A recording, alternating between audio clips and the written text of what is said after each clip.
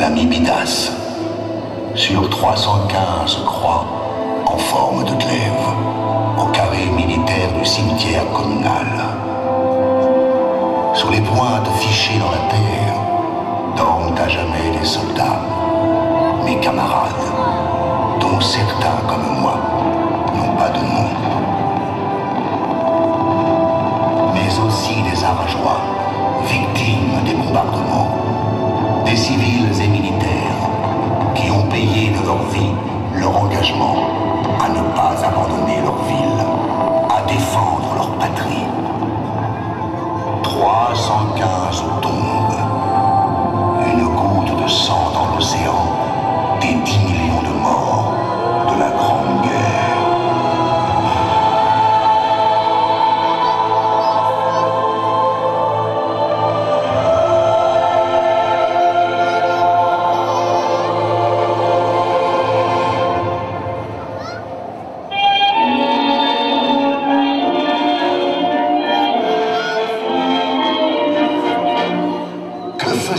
Ce début d'été 1914.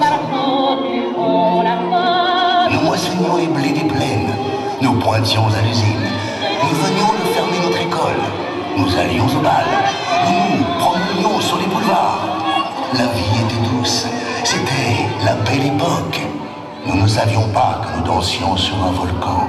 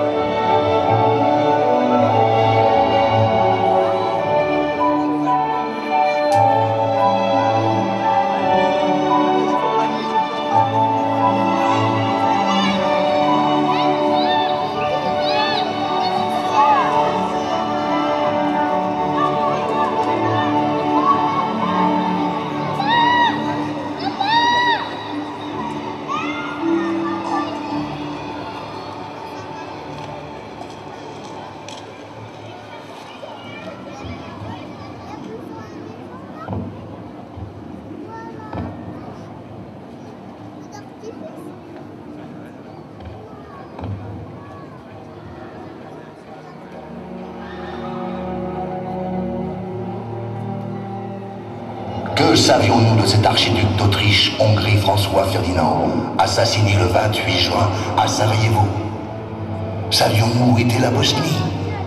Pouvions-nous imaginer que nous voyions luire l'étincelle qui allait mettre le feu aux poudres, entraînant dans une danse macabre 71 pays dans le monde entier? L'Europe se préparait à la guerre, voulait la guerre. Pauvres morts, on vous a fauchés comme des blés verts et posés en gerbe sur l'autel des monarques.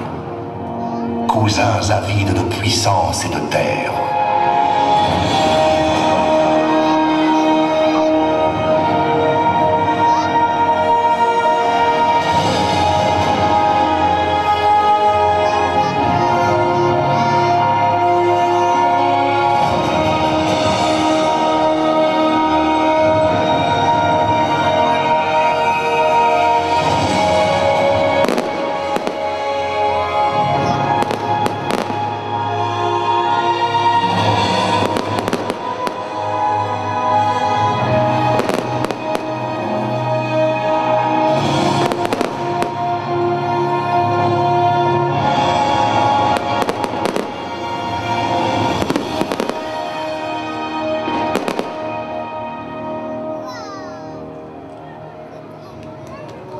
toi, sur ton sol crayeux, ont poussé du blé et des villes blanches.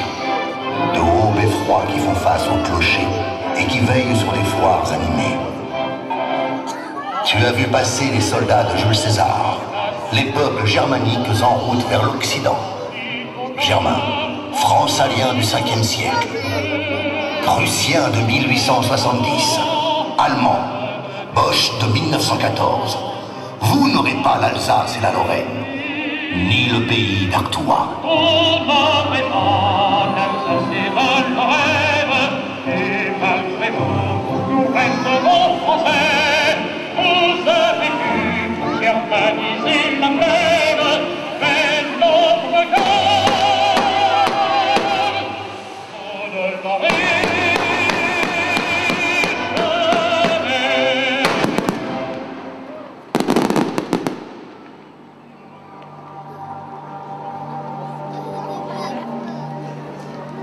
Jean Jaurès, toi qui ne voulais pas de la guerre, tu es assassiné le 31 juillet. Le 1er août, je suis mobilisé comme 3,5 millions de Français.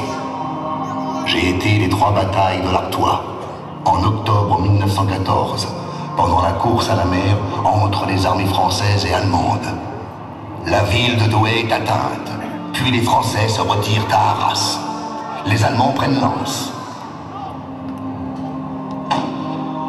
Un an plus tard, du 9 mai au 25 juin 1915, je suis aussi de la bataille de l'Artois. J'avais déjà vu des Marocains, des Polonais, des Tchèques. On ne se comprenait pas beaucoup, mais nous devenions vite frères de feu. 11 000 British s'ajoutent aux 192 000 soldats français morts sans avoir réussi à enfoncer le front allemand. La 3e offensive, du 25 septembre au 4 novembre de la même année, menée par la 10e armée française et 6 divisions britanniques, n'y parviendra pas non plus au prix de la vie de 48 000 Français, 50 000 Anglais et 30 000 Allemands. La guerre n'est ni courte ni joyeuse. Nous le savons maintenant.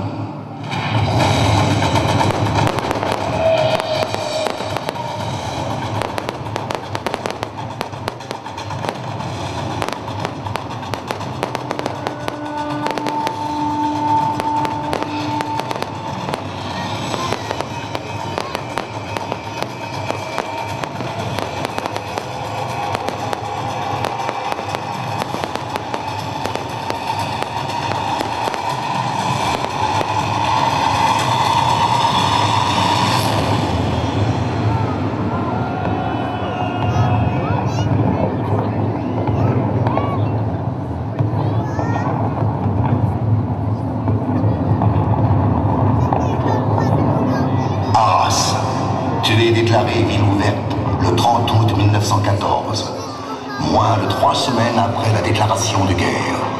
Tu te rends sans combat pour ton épargne. Je vois arriver les troupes à cheval du Kaiser Guillaume II, les Boches à Arras. Heureusement, nos soldats les font décamper quelques jours plus tard.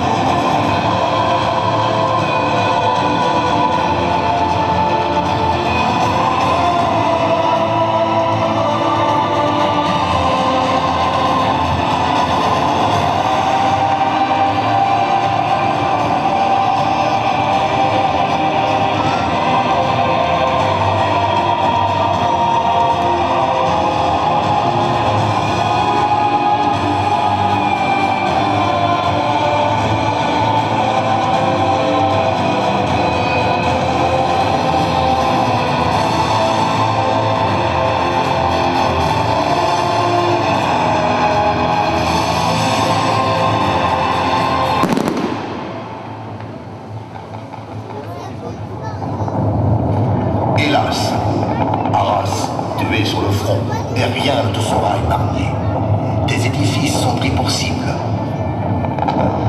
Une pluie de bombes s'abat sur tes monuments, tes écoles, tes églises, ta bibliothèque, ta préfecture. Ah, chaque obus se plante dans mon cœur comme une flèche. Début juillet, c'est au tour du palais Saint-Va et de la cathédrale d'être touché. La guerre est impitoyable aux hommes et aux monuments qui sont l'expression de leur génie. C'est l'art martyr, dénonce l'écrivain Maurice Barrès. Il range symboliquement Arras aux côtés de Reims, Soissons, Verdun, Ypres, Malines, Louvain. Là où la barbarie s'était forcée d'anéantir la culture.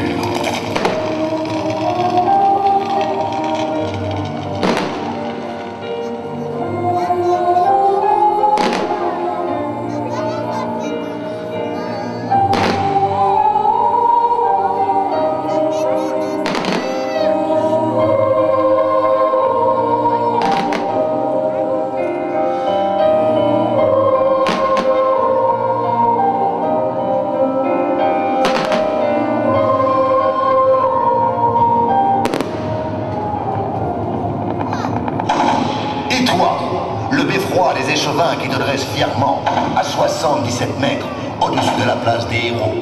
Tu n'as pas échappé au déluge de fer et de feu. Tu ne pouvais pas y échapper, toi, le symbole des libertés communales, le métronome de la cité.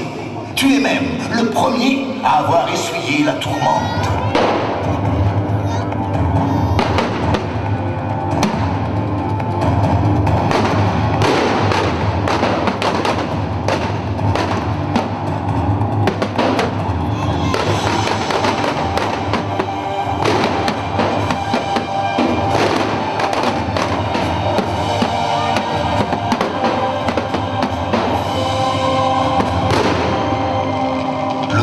Octobre 1914, alors que l'hôtel de ville brûle depuis 2 semaines, le 22e obus est pour toi. Tu t'effondres, entraînant dans ta chute le fier lion d'Arras qui te couronne. Un soleil posé dans sa patte par le roi Louis XIV. Toi, le symbole de la ville, phare dressé au cœur de la cité. Ta lumière s'est éteinte sous mes yeux. Mais elle se rallumera 15 ans plus tard, à la fin de la guerre. Et un nouveau lion, encore plus flamboyant, sera juché à ton sommet. Tel un phénix renaissant à l'identique de ses cendres, on pourra alors te contempler.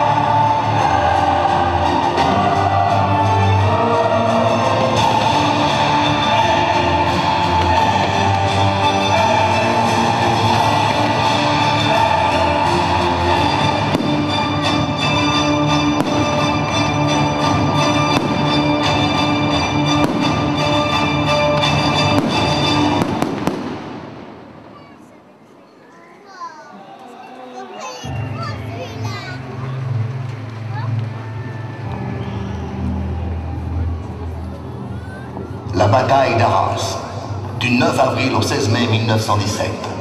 39 jours de combats intenses. On en parle peu dans les livres d'histoire, et pourtant, elle est aussi importante que la bataille de Verdun. Comme les Aragois, je trouve cela très injuste.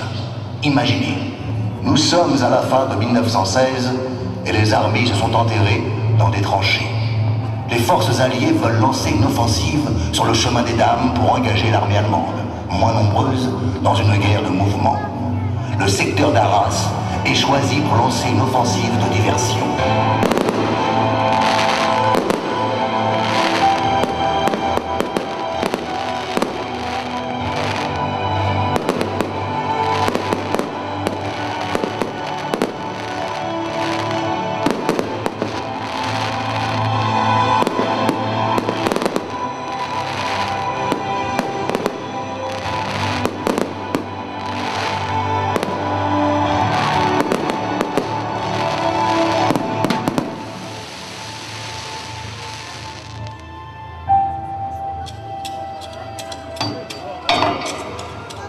C'est alors que je vois arriver des compagnies de Néo-Zélandais.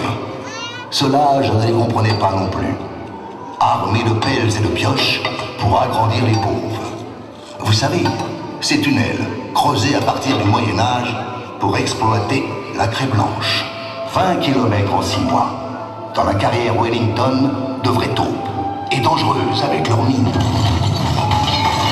24 000 soldats britanniques, épaulés au nord par les Canadiens et au sud par les Australiens, sont à pied d'œuvre en toute sécurité. À Arras, on parle aussi bien l'anglais que le français. Je commence à apprendre quelques mots. I love you, Miss. Et même quelques jeux de mots. Nice is nice.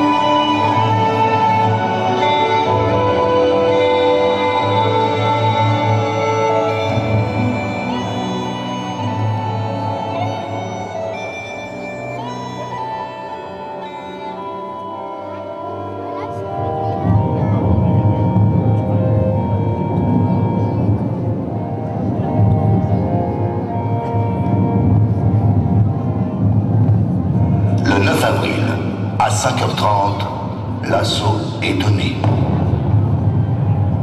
Les Allemands se replient, mais reprennent l'offensive après avoir reçu des renforts. Les British ont fait 20 000 prisonniers. La zone de combat a reculé. Arras est désenclavée. Mais à quel prix? 150 000 Anglais sont tués, blessés ou faits prisonniers, mais aussi 100 000 Allemands qui ne l'ont pas emporté au paradis.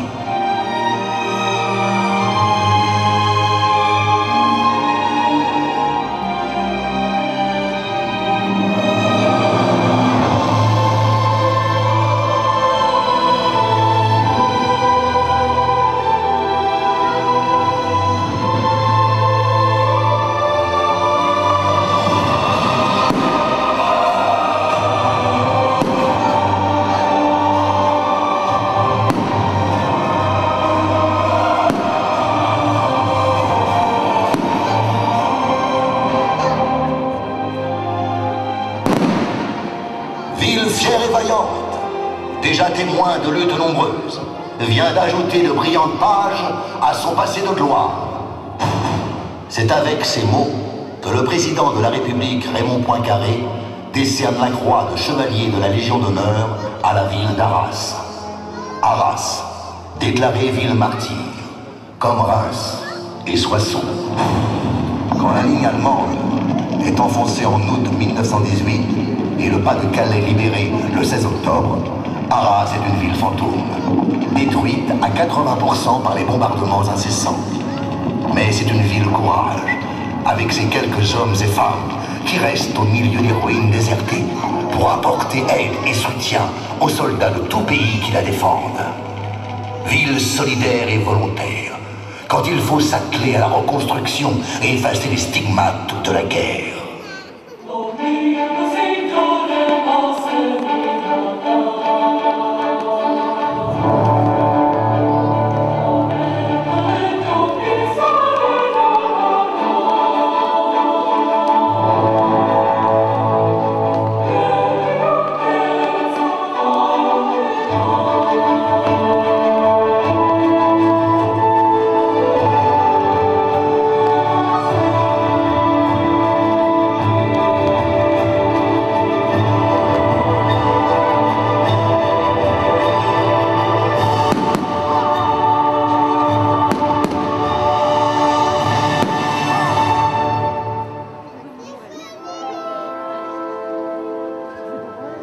Remember, souvenez-vous. Souvenez-vous de ce qu'ont enduré les soldats dans cette guerre moderne. de ce que j'ai partagé avec eux. Froid, boue, cadavres d'hommes, de chevaux, maladies, rats et poux, les Gaspards et les Totos, gaz toxiques rampant dans les tranchées.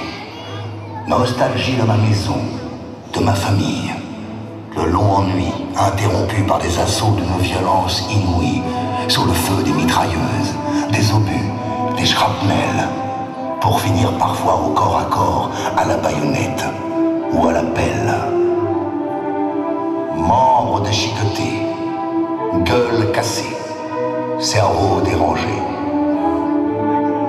Tout cela vaut-il mieux qu'une croix de bois posée en hâte sur un cadavre? Qu'en pensez-vous, vous, les morts que je veille à Arras? Et vous, les soldats du Commonwealth? Et vous, les aviateurs anglais dont le cimetière britannique du faubourg d'Amiens garde le souvenir? Et vous, les 45 000 combattants de Notre-Dame de Lorette? Et vous, qui reposez au parc commémoratif du Canada à Vimy? Et vous, les poseurs de mines ensevelis dans le Zivi cratère? Vous, qui méritez bien que le chemin du souvenir s'arrête devant vous et vous salue? Vous, qui reposez loin de chez vous, et à qui le médecin canadien John McCrae donne la parole? Nous sommes les morts. Il y a quelques jours, nous vivions encore. Nous sentions la douceur de l'aube. Nous regardions l'embrasement du soleil couchant. Nous aimions et nous étions aimés. Maintenant, nos corps sont étendus dans les champs de Flandre.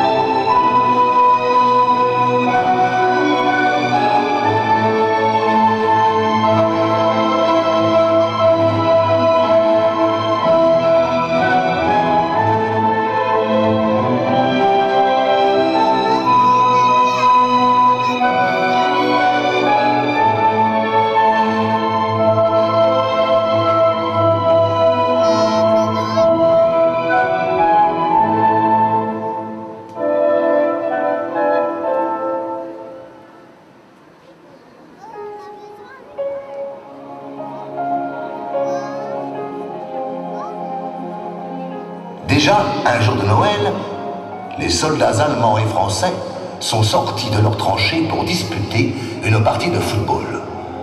Déjà, la chanson de Kraon fait gronder la révolte dans les tranchées et fusiller pour l'exemple. Avec les Allemands, nous nous sommes tellement battus que nos sangs ne font plus qu'un, écrit un poilu, comme leurs os dans les cimetières. L'armistice du 11 novembre 1918 ouvre une grande espérance. Plus jamais ça. Ce sera la guerre des terres. Ceux qui ont le pognon, ceux-là reviendront, car c'est pour eux qu'on crève. Mais c'est fini, car les troufions vont tous se mettre en grève. Ce sera votre tour, messieurs les gros, de monter sur le plateau. Car si vous voulez faire la guerre, payez-la de votre peau. Hélas, l'histoire repasse le plat de la revanche, assaisonné de sang et de larmes. Les 62 millions de morts de la Seconde Guerre mondiale font définitivement pencher le plateau du côté de la réconciliation. Que les œuvres de l'amitié remplacent pour toujours les malheurs de la guerre. C'est ainsi que le général de Gaulle accueille le chancelier allemand Konrad Adenauer à Reims le 8 juillet 1962. Le 22 septembre 1984, devant un catafalque placé à l'entrée de l'ossuaire de Douaumont, le président François Mitterrand et le chancelier Helmut Kohl écoutent la Marseillaise, la main dans la main. Les anciens ennemis marchent ensemble vers une Europe apaisée.